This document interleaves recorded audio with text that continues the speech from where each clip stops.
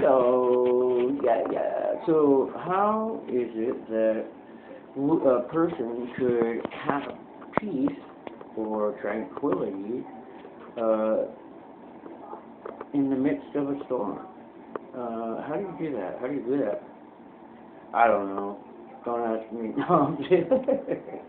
No.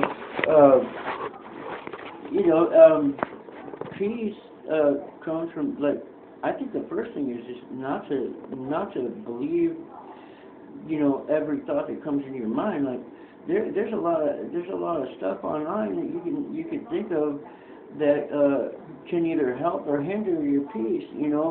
A lot of it has to do with practice. It's practice at whether or not you're listening to the right things. What are you feeding into your brain? What kind of people do you hang out with? What kind of talk do they engage in? What kind of speech do they want to promote? And what do you accept as a fact? Like, I know who I am. Do you know who you are? You know who you are. You're perfect. You're loving. You're caring. You care about people. You want the best for people. You want, those things. And when anything other than that stuff starts coming into your brain, you have a choice whether you can believe that and take it to heart and allow that to compromise your day, your peace, and you want to stress out over it, or you just control your thought and you say, no, I don't believe that thought. That's not something that I feel is true. And whatever that person is saying or those thoughts are saying to me, I rebuke them. I rebuke them in the name. I'm not going to allow that to control my emotion or my thought or my actions. Today is the day that I say no to stress, worry, strife, anger, grief, lies, deceit, envy, all that kind of stuff. We all have a choice, and we can you can change your day anytime you want. That's what they say in the program. Change my day anytime I want. I could be in a bad mood in 1 second, and then I could change it and go, you know what? I apologize. And change that thought a little bit. I'm sorry, I shouldn't have bursted out like that, and that was wrong of me to think that way.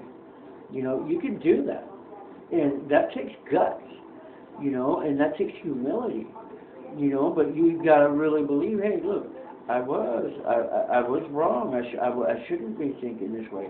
I shouldn't be allowing these thoughts to judge, to take control of my body, take control of my emotions. They're just thoughts.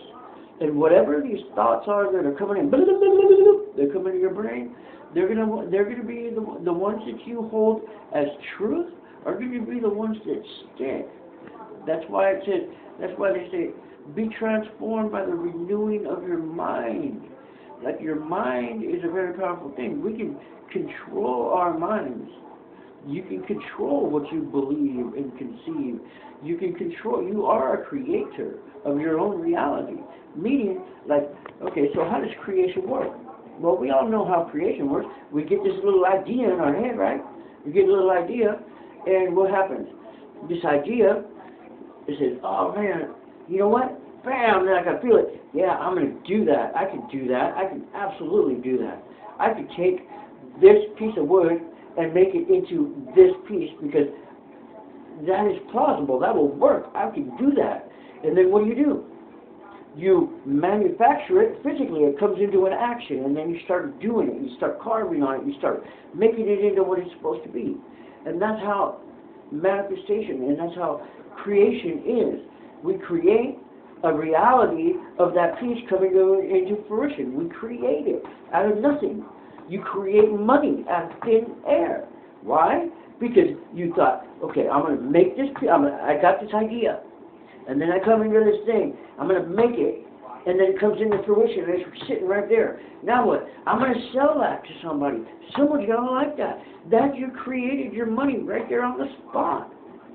You created your reality. You created the future. You created everything within a span of however long it takes to go from a thought to an action to a feeling and then to an action.